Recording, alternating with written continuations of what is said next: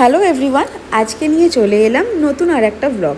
যদিও আমরা food blogger নই, কিন্তু নতুন নতুন জায়গা এক্সপ্লোর করতে আমরা দুজনেই খুব ভালোবাসি।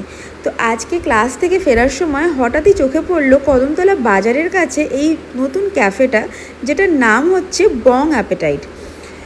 তো আমরা সেখানে গেলাম এবং এখানকার অ্যাম্বিয়েন্স কিন্তু আমাদের দুজনেরই দারুণ লেগেছে।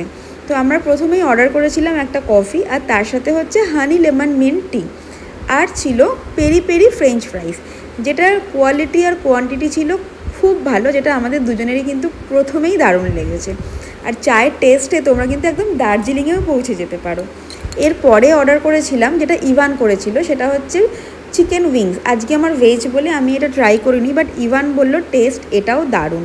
আর আমি অর্ডার করেছিলাম ভেজ হোয়াইট সস পাস্তা, যেটা দেখতেই পাচ্ছ, আর কোয়ালিটি খুবই ভালো ছিল, আর কোয়ান্টিটি দুজনের জন্য এনাফ। তো যাই হোক, আমরা দুজনেই খুব দারুণ এনজয় করছিলাম। আর যেটা না বললেই নয়, সেটা হচ্ছে এখানকার সমস্ত স্টাফেদের বিহেভিয়ার ভীষণ ভালো বিহেভিয়ার ছিল, যেটা না বললেই নয়। তো তোমরা যারা আশেপাশে থাকো একবার প্লিজ ভিজিট করো। আর লোকেশানটা হচ্ছে বলরাম মল্লিক যে মিষ্টির দোকানটা আছে হাওড়া কদমতলায়, সেখান থেকে যদি তোমরা কাটাপুকুর মন্দিরের দিকে আসো, যে রাস্তাটা ধরবে সেখানেই লেফট সাইডে পড়বে। তো আমাদের বিল এবং সব কিছু শেয়ার করলাম। দেখা হচ্ছে নেক্সট ব্লগে।